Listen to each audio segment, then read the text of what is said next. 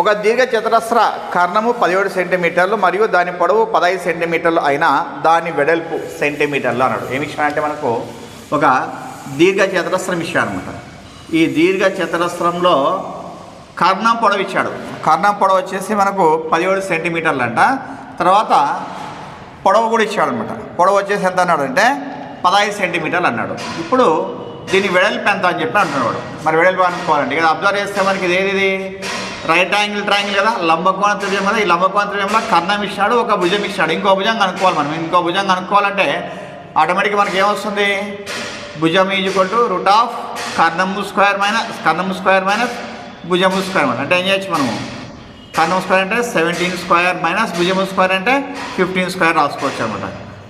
చేస్తామంటే 17 square means 289, 15 square means 225, ఎంత వస్తుంది √64 మీన్స్ 8 సెంటీమీటర్స్ అనమాట. ఓకే, మరి ఇచ్చిన ఆప్షన్లో ఏదంటే మనకు దీంట్లో first option is the right answer.